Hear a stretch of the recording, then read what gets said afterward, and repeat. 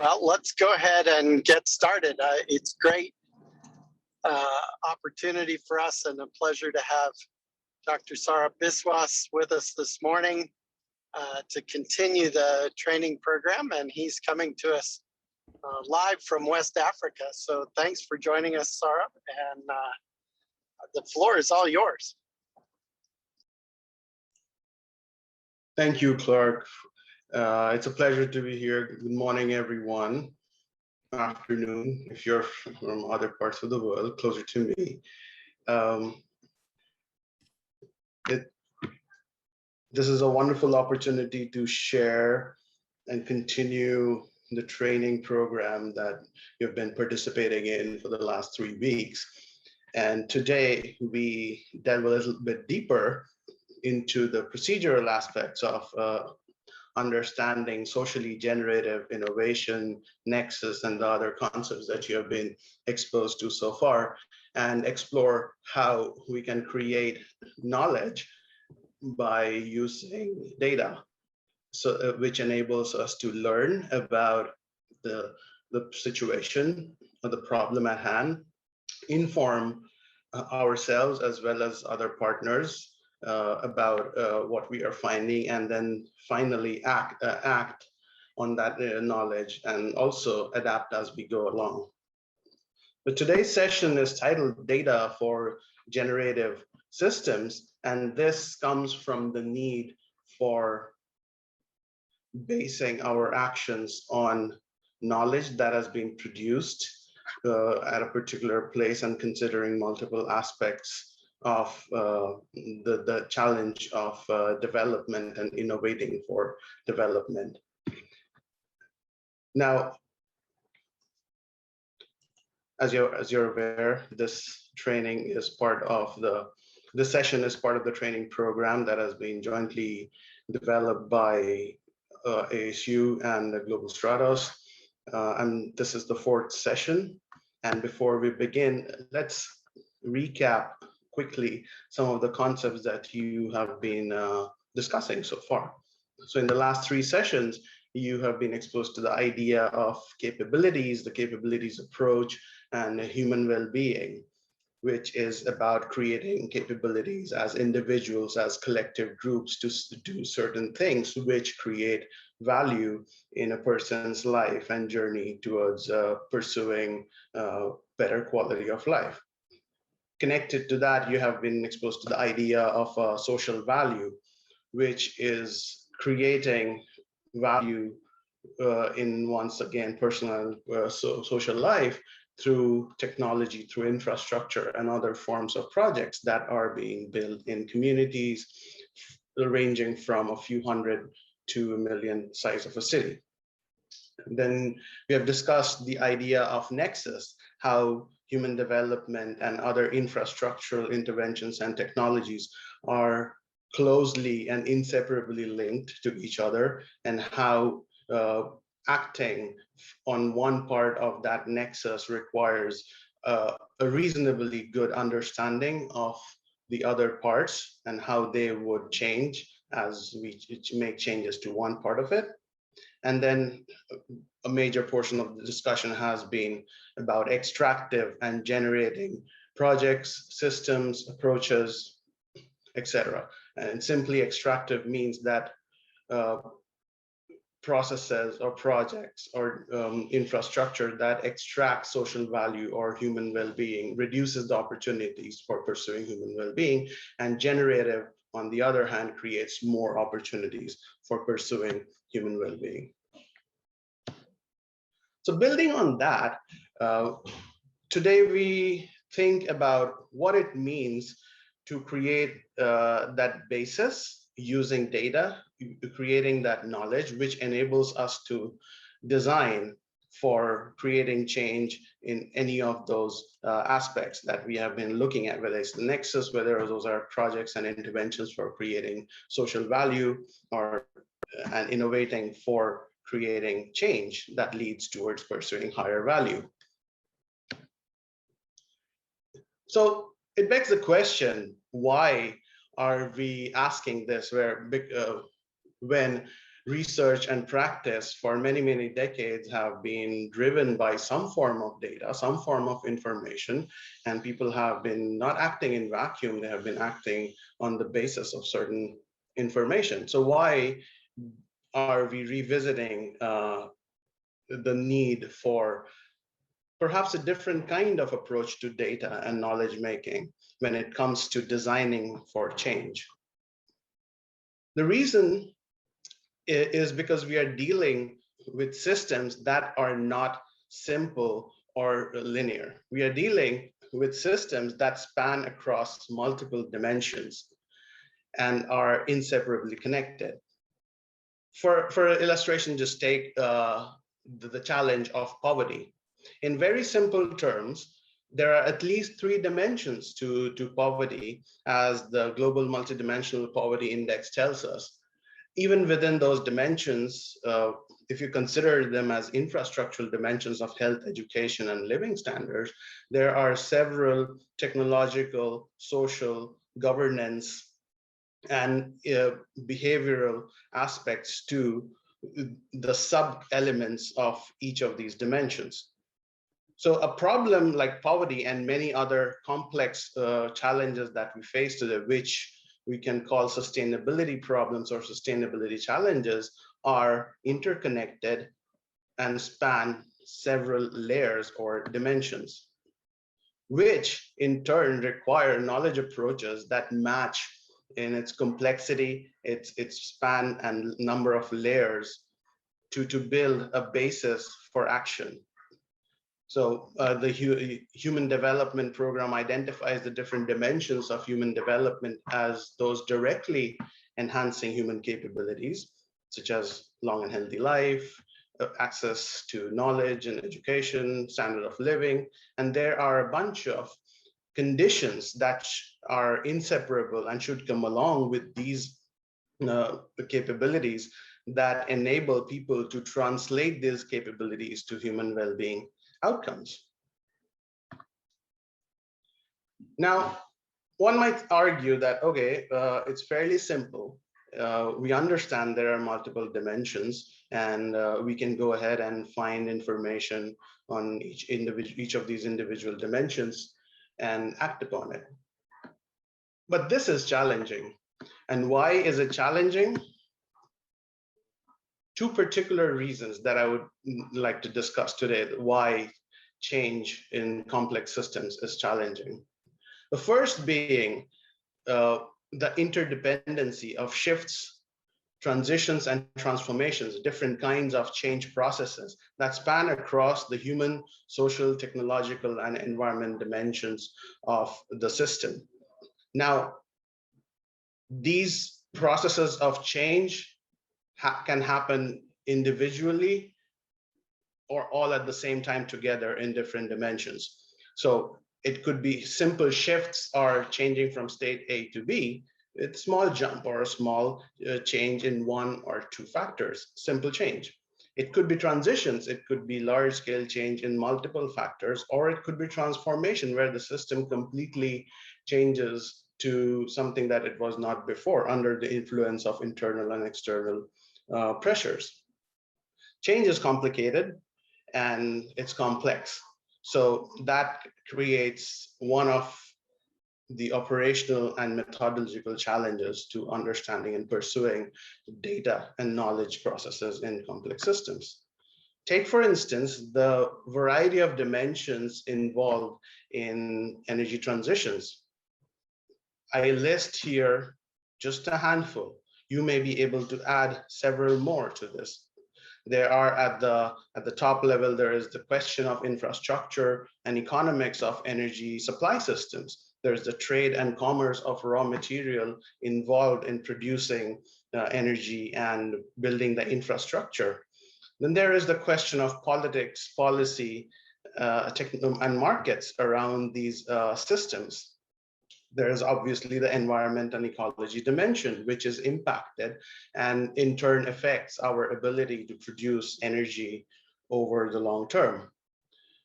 There is the economic and financial aspect, and at the center of it, the reason for doing all of this, producing energy, is the socioeconomic growth of communities, cities, countries, and regions, people in different places around the world. It is spread across multiple dimensions, and we cannot afford to focus on one or few of these dimensions when we are talking about large-scale systemic change. The second reason why this is challenging is that knowledge, and by extension data, can become extractive. So we have discussed in the last 3 sessions how projects can become extractive in different ways by taking out value instead of generating value. It begins from the knowledge practices that are by itself extractive, which are either unethical by design or unintentionally, or are too simplistic. That means their logic of creating change is too simple and does not account for more than 1 or 2 dimensions and does oversee the potential consequences. Again, as an illustration, look at these 2 data-driven knowledge practices that have caused huge amount of unforeseen consequences. You might be aware of the news headlines recently, and we have known this for a while now, that the oil industry giants knew about climate change at least a couple of decades before it became public knowledge. And there were unethical practices of misrepresenting this data, or more recently, greenwashing. Similarly, in the development sector, simplistic assumptions have led to large-scale consequences, which not only have limited the development of countries largely in Africa, but have created negative consequences that have kept recipients of international development aid in an underdeveloped state. So on this background, the question that we are asking today is, what data practices can lead to generative knowledge, which in turn enables us to design projects and policies that lead to socially generative innovation in infrastructure, in public policy, and many other domains. So, not making it really complicated, again, I will just go back to the gaps and challenges that we have identified so far in creating generative knowledge. So today I'll focus on 2 aspects of generative knowledge systems, namely ethical benchmarking of our knowledge processes and systemic learning. So what does it mean to have ethical benchmarks? We all understand ethics, we all understand morals, we all understand moral responsibility for people who are working in a particular place for change. However, in the absence of clear, explicit ethical guidelines, this becomes a gray area, which leads to consequences which may be a direct result of willful exploitation of that gray area, or simply overlooking the potential of consequences and burdens actions could create. So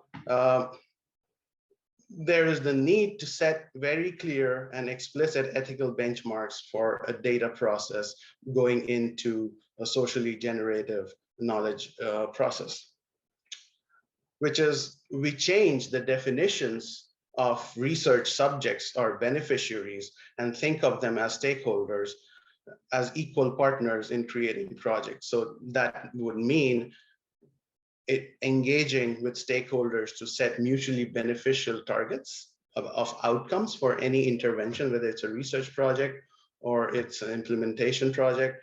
You engage with stakeholders to set mutually beneficial outcomes at the beginning of the process. Make sure that those targets represent the values and aspirations of the people and places, and the place where this research intervention or project is happening. And it's very important to be clear about the incentives and motivations for people participating as stakeholders in the project. So that's where any intervention needs to begin, by identifying stakeholders and their goals, incentives, and motivations. A second ethical benchmark would be to ensure transparent and transferable data protocols. So it's important to understand what is transparent and what is transferable here. So transparent data process, which you intuitively might understand, is something that is open to scrutiny, is formulated through a consultation process, and is accessible to everyone who should have access to the particular data set, as well as the methods employed to collect data. Now, transferable is a little tricky because we have been part of a culture of data where data is the objective of collecting data is largely driven by the goals of the project, or the questions at the heart of a research project or implementation project. While that is necessary, it's also important to collect data in a fashion that it can be used by anyone else who's interested to look at that data and maybe replicate your conclusions, or constructively criticize those conclusions, or utilize them for a follow-on project and draw inferences from that. So transferable is an important quality that needs to be an ethical benchmark for data creation. Third is the necessity for having opportunities for stakeholders to review what data is being collected and provide feedback and recommendations. This is critical from the standpoint of integrating voices and values of people who are engaged in the process and who would be affected by outcomes that are being created from a project. And finally,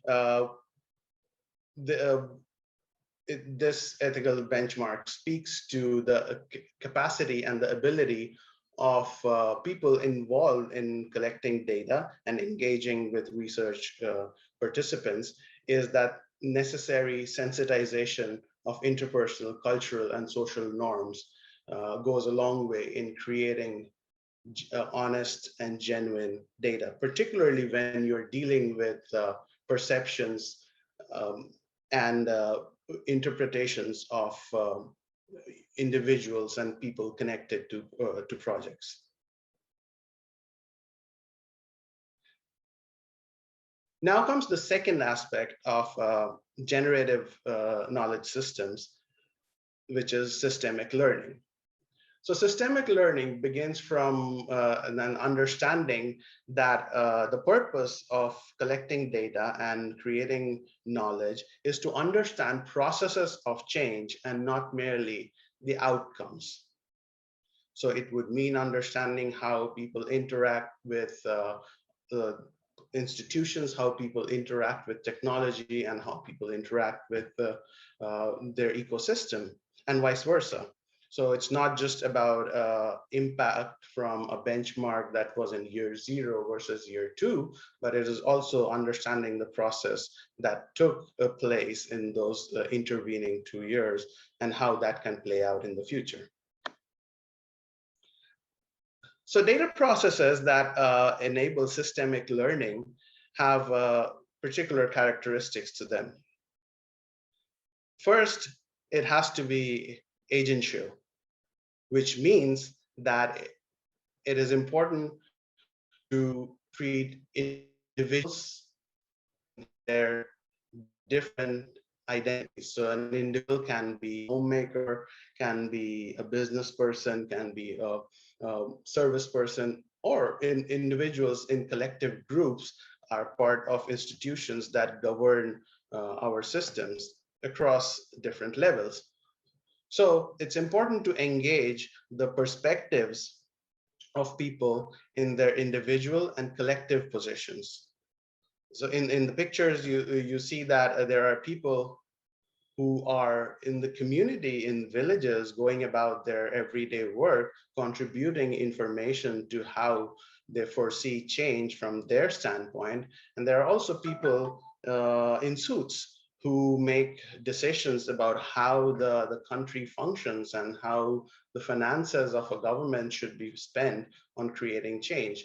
So being agential in our data approach enables collecting information from these multiple perspectives and comparing them to make the best possible inference when it comes to drawing, understanding how change would happen.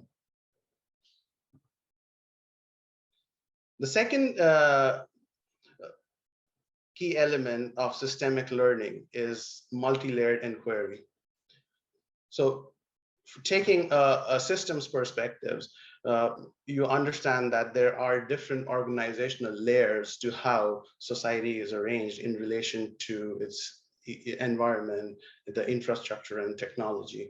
This figure is a representation of one way of differentiating the different systems, starting from ecological to structural, socioeconomic, and governance systems, based on the project that one is engaged in, the kind of questions that are driving the data processes.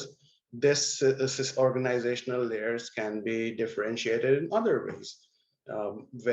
It can be differentiated based on what's the area of impact that is of interest here, whether it's a community, whether it's a city or a region or a country. These can be differentiated out in other ways. What's important here is to understand our system as composed of multiple layers. Again, these are not really clear distinctions, but these are more of a heuristic for understanding the data process and simplifying the approach to creating multidimensional, multi-layered data. A third key characteristic of systemic learning is cross-referencing. Now, cross-referencing is necessary for two reasons. One, data collection is a human process and data generation is largely a human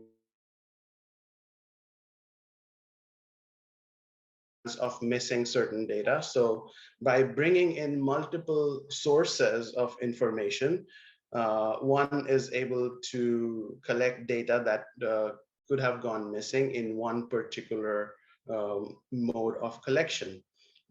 So by bringing in maybe digital data that can supplement primary interviews is a good match and a good way of generating large-scale data about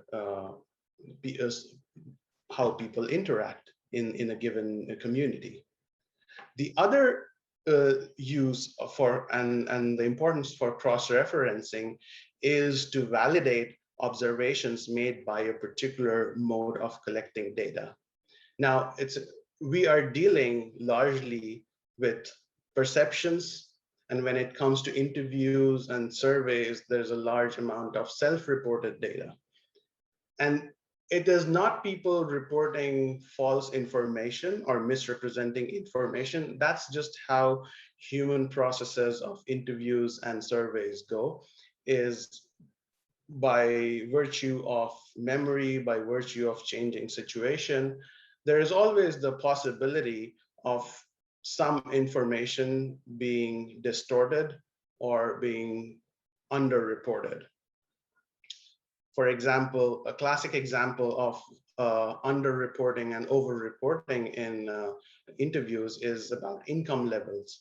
There is research that clearly points to the fact that a large number of people, particularly in research projects in the development space, there's a large amount of under and over reporting of income levels, and people are asked about their income levels in for example, the census questionnaires or other large-scale data collection. It's not people because people want to misreport their income. It's that the reference point if your income has undergone fluctuation in the past couple of years, one may be basing their response on a particular year where the income was low or high. That's one possible explanation. Similarly, there could be many other explanations of why under and over reporting happens. So cross-referencing helps us to bridge that gap in some ways. So I may be able to arrive at a better number for income when I cross-reference a direct reporting by a respondent of their income levels and by cross-referencing it with their expenditure and their percentage and other forms of data that may have been collected before or after a particular project, secondary data namely. Now, combining what are the ethical dimensions of creating a data process that is generative and the systemic learning needs from a data process, here is an illustration of what a data framework looks like that has been implemented for discovering social value and the interactions of a nexus in Sierra Leone, and a project that is happening right now on understanding the energy poverty nexus and the various ways in which value is created for users of energy.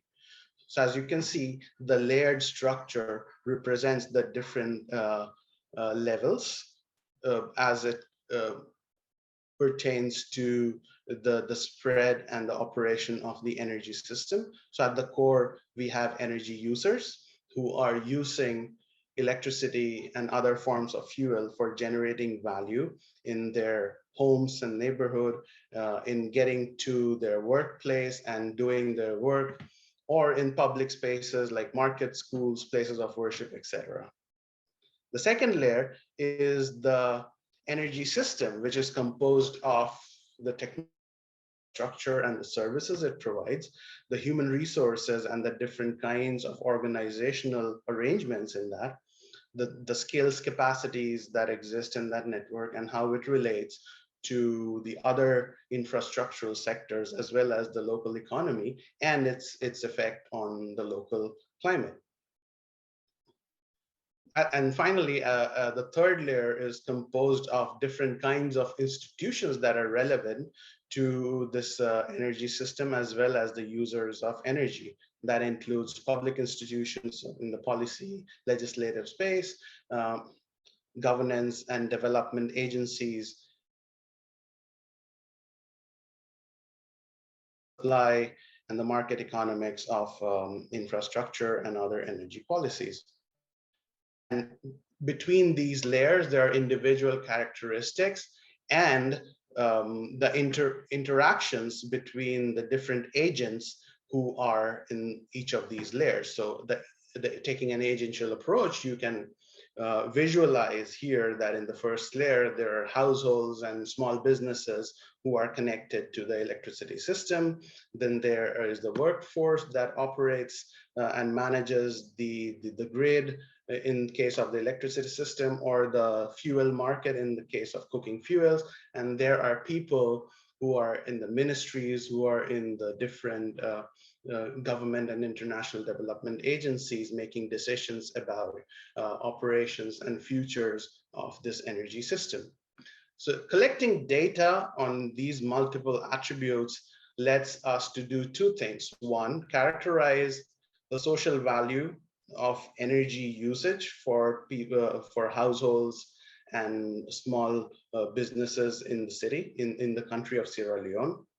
It helps us characterize how the energy system functions in its various socio-technical aspects, and how the public institutions and the ecosystem of entities influences the interactions between all these three layers.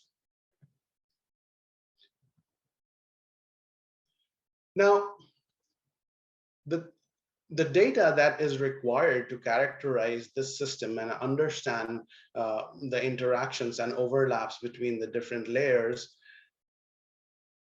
is numbers, which represents maybe the technical attributes of the system, but there are also sentiments and perceptions of people, because in a socio-technical system, a large part of the system is driven by sentiments and perceptions of the people inhabiting that system. So the data would obviously be a mix of qualitative and quantitative data, which needs to be analyzed in a way that it leads to the outcomes and answers the questions that have been asked of the system. To do this, one needs to have very specific capacities in terms of people who are collecting, handling, and analyzing this data. If you recall at the beginning, in the ethical paradigm of generative data processes, several of the ethical benchmarks relate to having the right kind of people with the right kind of capacities to conduct this kind of data collection activities. And it would be a fallacy to assume that those capabilities always exist. In fact, one of the biggest challenges that we encounter across several of our projects is that the capacity to do this kind of generative data work is missing. Reasons could be many, but largely it is because each of these projects require a particular kind of sensitization and orientation of your personnel towards the place, towards the people, and the culture in which the project has been set. So as you can see from the pictures, we have invested quite a bit of resource and time in creating different kinds of capabilities amongst our research staff. It begins with standardized ethical research ethics trainings and certifications, but it also means hand-holding training, hands-on training in the particular context, not somewhere else, and bringing in toolkits and handbooks for people to follow, but tailoring the training to that particular situation and carrying out training by integrating local and contextual situations into the training process. So capacity building for generative data practice is a key element for building that knowledge basis that enables generative projects to happen. Now, in the forthcoming sessions, we would be getting deeper into each of these methodologies and toolkits for each of the aspects of the multiple layers of collecting data and the different kinds of data that need to be collected for this. However, before I conclude today, I will touch upon the different kinds of practical constraints and surprises that one must be ready for, and as best as possible integrate into creating the plans for data processes. So there are obviously constraints that are at work while planning any data process or any project. There's the constraint of time and resources. There is the constraint of skilled personnel and the necessary investment for skilling personnel. Then there is the uncertainty that comes along with any participatory process, the human uncertainty of participation.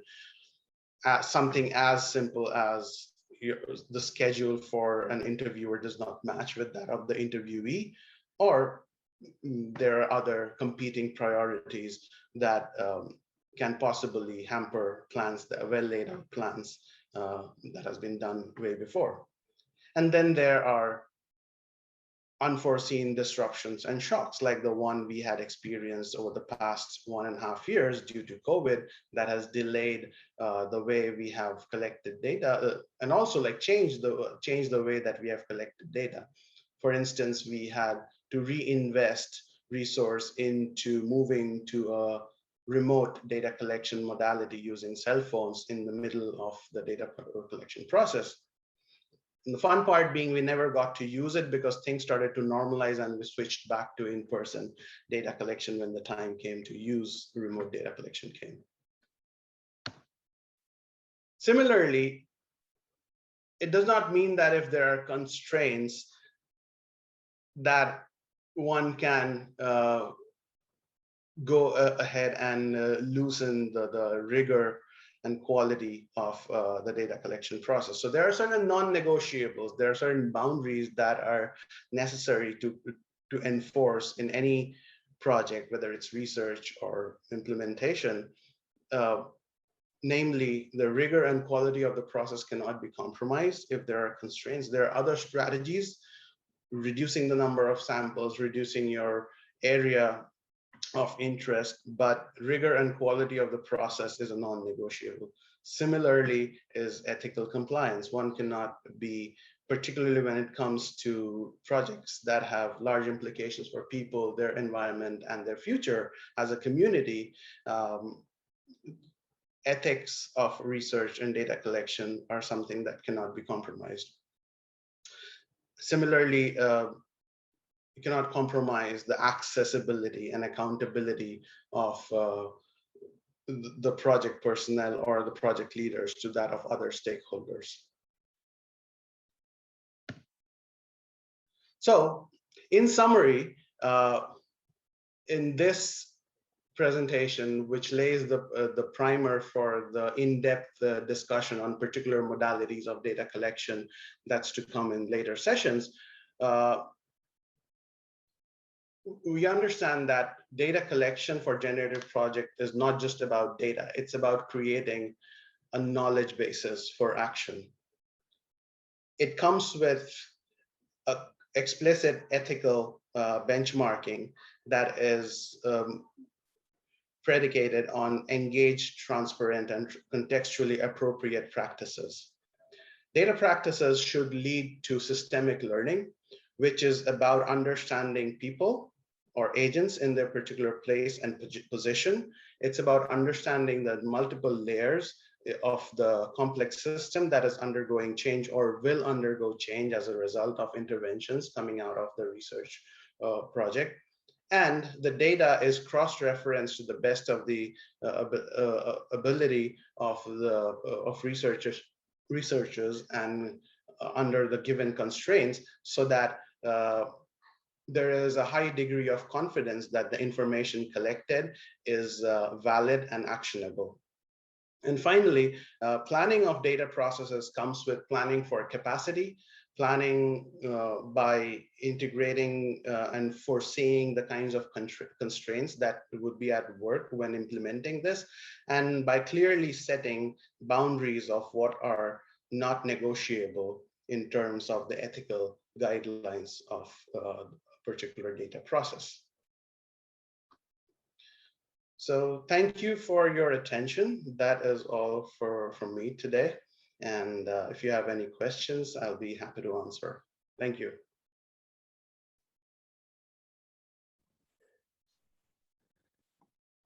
Thanks, Sarah. That was great.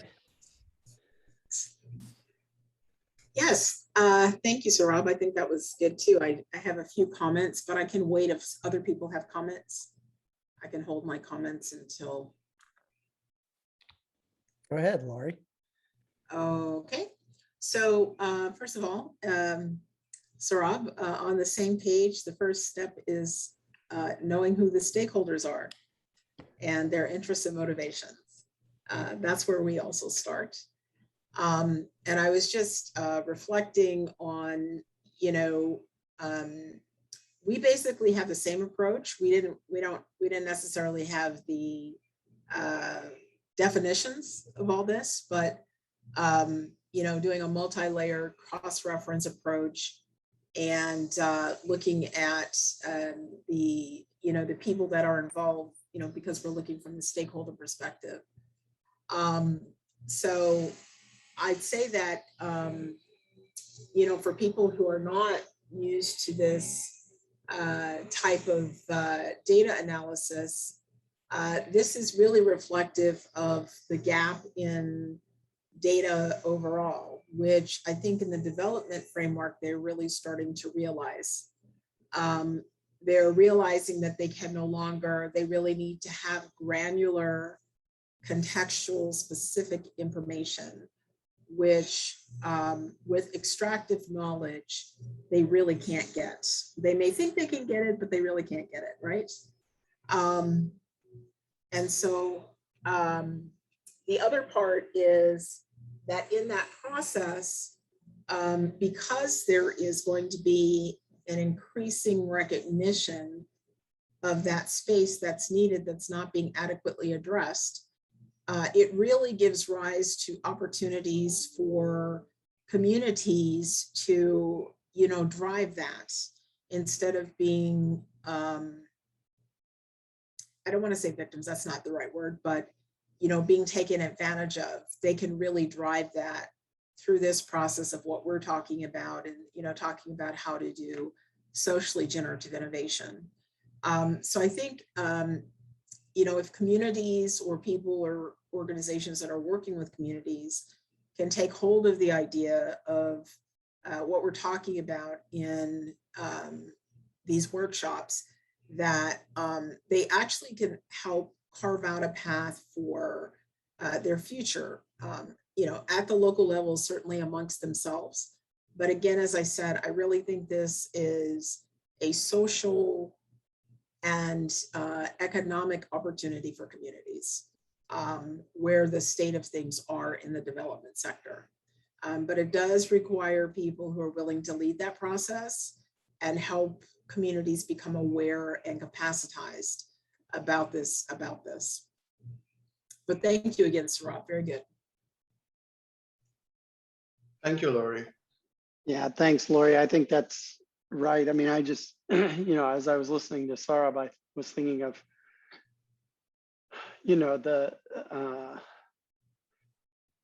the case of a community that we're working with in Puerto Rico that has had a number of experiences, for example, with researchers coming through their community and collecting data, which, they presume then later went on to be part of a publication or something from the research team, but which ultimately never made its way back to them, and it didn't help them figure out what they could do differently or better in their community. So there's a lot of concern, especially at the moment in the research and I think in the development community, about ways in which historically we've kind of missed the boat on how we've approached data collection in communities in ways that generate benefits for the outside entities, but didn't do a lot for the communities themselves. And of course, a variant of that conversation is now happening at the global level with respect to a lot of tech companies and their business models at the moment. There's I was also thinking about a different case, which is, we had several indigenous communities here in Arizona as part of the Navajo and Hopi nations who participated in mining and of coal and in hosting a coal-fired power plant for over a half century on Navajo lands. And there were measurements made, and I was kind of thinking about, what Sarah was saying about kind of how to think about what we're measuring, right? There were, throughout that whole process, there were constant streams of information provided about the number of jobs generated in those two industries and about the amount of revenue that the two entities that were running those operations provided back to the communities in the form of payments and so forth. But during that whole time, there were not comparable efforts made to understand whether those forms of activity that were economic activity that were happening were contributing more widely to economic development in those communities. And now we're realizing a half century later, as those two facilities have now closed for about a little over a year now, that their presence actually had negligible impact on long-term community economic development. And in many cases, the communities are just as, not only are they, sort of continuing to not be well off, but now, of course, they had these big centers of, kind of jobs and revenue that are gone, and there was never any diversification that happened, et cetera, right? So by measuring the impact in terms of a single, kind of narrow metric like jobs provided, those companies were able to, whether deliberately or not, hide the fact that they were not contributing more holistically to economic development in those communities. So I do think we need to think about these kind of data practices that we use. And I really appreciate the approach that you guys are taking in GlobalStratos. It is. Go ahead, the reasons and the things I shared today are pretty much informed from also the amazing work a lot of other people are doing, but also from my experiences working with communities and small businesses and leaders in different parts of the world. I mean, this culture of extractive data practices have had deeper systemic consequences in many places. I mean, I point out to just two of those. One is the idea that researchers come in, or other kinds of projects are interested to take information and just go away and plan stuff in isolation.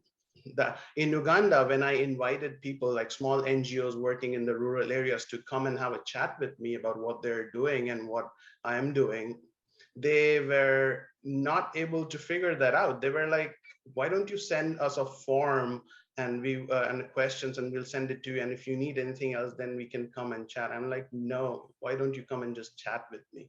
So there's a culture that has been established where researchers go in, ask the questions they have predetermined, get that information, and come out. So there's no clear benefit. Maybe some funding comes through, but there's no real co-production happening at the ground level.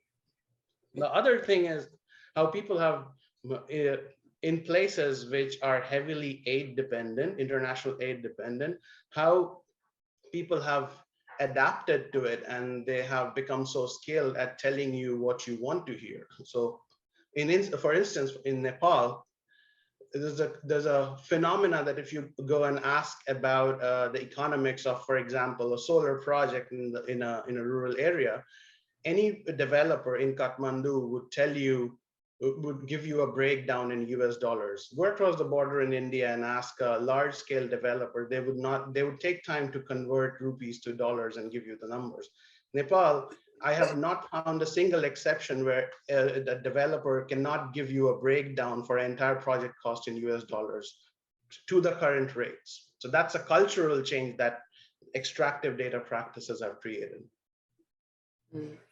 So, and I was going to say, it's interesting because, we've started on our journey of our integrated development framework in natural resources. And to date, we have registered miners, which is data collection, including their biometrics and additional information.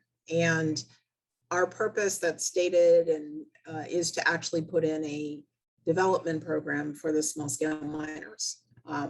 So that's the purpose of collecting the data. But in order to make this something that's scalable and meets those guidelines, we're in this process of architecting both from a business side and a technical side operationally, how do we do those things? So the ethical questions, the data quality, the infrastructure, the training, the capacity.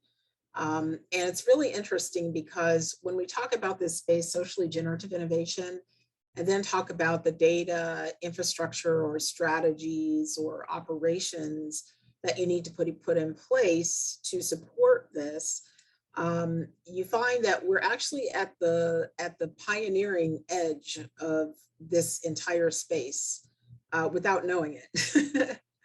Because the issues that they're dealing with, data privacy and, globally, and the GDPR and, all of these different things, like you said, with Facebook, is all because they didn't do these things up front, right? And they didn't do it for people, they did it for money.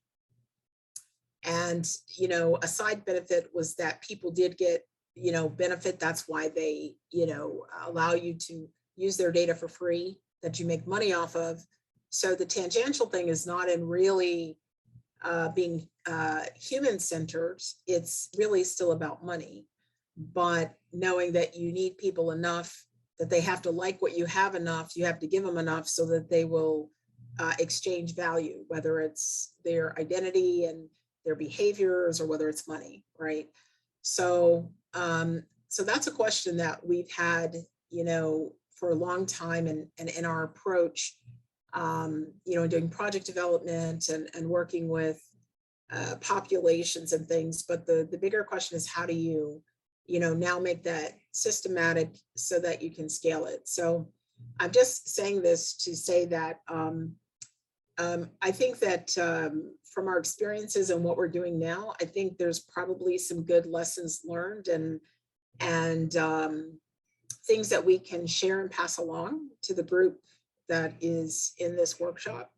So I doubt we have time to do anything with that right now with, your schedule as you've outlined, because it's a great schedule. But I'm thinking that maybe as a follow-up, maybe 2 or 3 workshop sessions, we can unpack our structures and how we're setting that up so that it can be that collaborative and co-creative process. If you establish that stakeholder ecosystem first and work from that side, how that helps you embed and institute, generative knowledge versus extractive knowledge. And also, the structure and the purpose of what you're doing also has a big aspect in that. So, so that's something I'm offering up. Maybe we can start late January to do that as a follow-up to this. But I'm just seeing increasingly the importance of what we're doing here, Dr. Clark and Sarab. And Dr. Sarab. I never say Dr. Sarab, so but yes, Dr. Sarab. Really how we are really on the leading edge for this data economy that's coming out. Right. Yeah, great. I was just going to suggest you stop sharing, so I'm glad you figured that out. Mahendra has a question for you. Yes, well, it's more of a comment and want to follow up on that suggestion just now. Let me say that this is indeed value for us. And Dr. Biswas, thank you for sharing the value of data. I mean, I didn't even realize I was going to be carrying out an extractive process. Just go and get the data and come out. So thank you for sharing. I mean, we read about these things, but it's only when you get the actual, let me say, somebody explain it in this detail, then you really get it. And I'm really looking forward, thank you, Laurie, for that interjection. Really looking forward if we can do the next step, which is the workshop, so that we get the actual feel, hands-on, or some practice. I think it will really help us down the road. So thank you very much.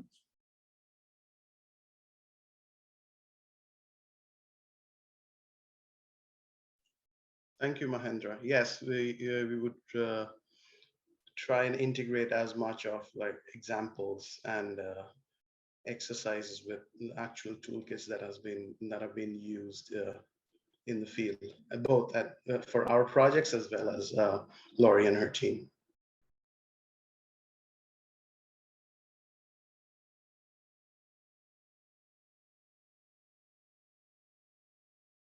Derek, did you have a question or comment? I know you normally have a question or comment. I've been wondering how best to phrase it.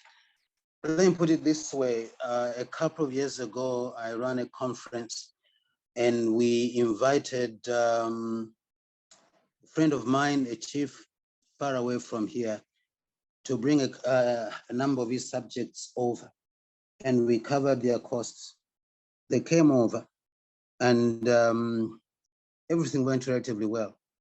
Just a week ago, we were accused by the same people of having used them because there's somebody who's involved in there from the UK. The person runs an NGO there. So they accused us of having used them to get money, which we then used for ourselves. So it was the issue of their perceptions and expectations. Of course, some of this comes from the fact that people are used that when they're invited to a conference like that, there will be some per diems that will be given to them. But the bigger question that I'm asking is, since there's a fair bit of fatigue in these communities, they have seen lots of NGOs come and go, collect data, and nothing has changed in those communities. But the data collectors come with their Toyota Land Cruisers, and they're well dressed and so forth. So there's always this perception. So there's a resistance that has, in a sense, even emerged in these communities. How would we break into this resistance? I'm looking basically, what does generative data collection mean in a situation like that, where there's the kind of a sense of fatigue in those communities in working with people like ourselves? I don't know whether my question makes sense. Makes a lot of sense, Derek. We've run into exactly that situation in this community I was discussing in Puerto Rico and in many other places as well. And you know, the only thing that we have found that works is that you have to enter into these communities and demonstrate that you're primarily in it for them. And you have to build that trusting relationship from the get-go, and it takes a fair bit of work to create that trust in the first instance. It helps if you build a track record, of course, of building that kind of trust with communities that you work with, and you can demonstrate that impact that you're having in the local communities. But it's a very difficult thing, and it definitely means that you have to take more time and put more significantly more effort into that upfront relationship building, and as part of that, it means you really have to listen, and you have to align your goals with the community's goals, which can be difficult sometimes if you're being driven by the prior goals and priorities of some other funding agency that's you're now balancing, trying to figure out how do you align the goals of the community with the goals of the people who are funding the work that you're doing. So not straightforward at all. And I appreciate the observation that it is happening, because it's definitely happening all over the world. We're seeing this kind of challenge happening for organizations. Now, let me just add in our own context, we clarify that we actually do not take money from someone who requires us to change our responsibility to our stakeholders. Even if that means we sacrifice and we can't do something. Okay, so our reason for doing this is totally for development.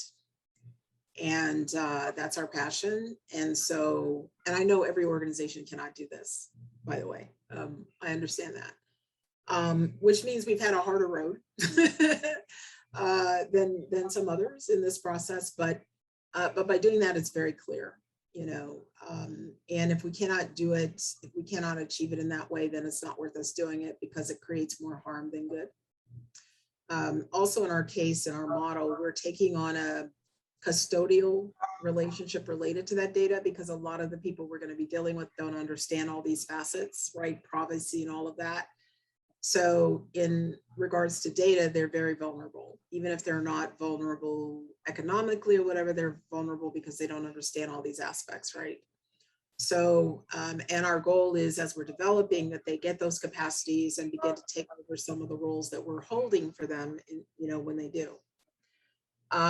And just an example with working in Kaduna with the miners, one of the things the government has continually said is that they need to be licensed, right? Biometrically registered and be official.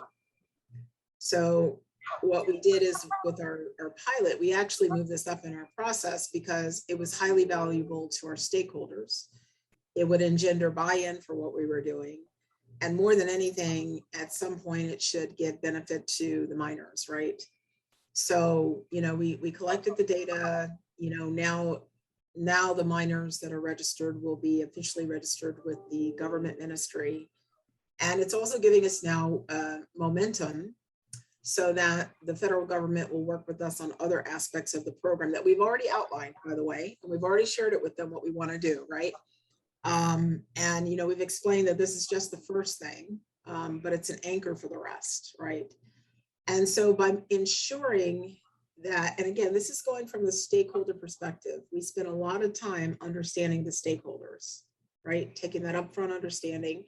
And so then when we know where we want to go, we know the various steps, but we actually made a decision to move something else up because it would give us more impact and be beneficial, make government look good, help the miners, right? So by taking that upfront time, we were able to make that decision, right?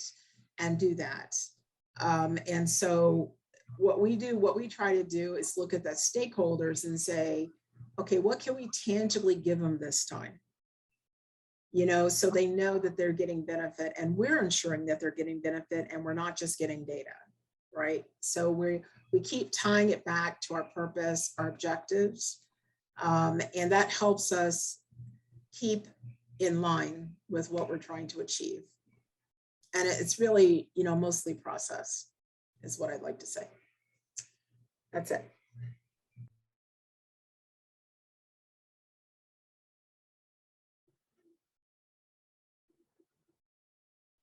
Well, unless there are any other immediate questions, thank you, Dr. Biswas.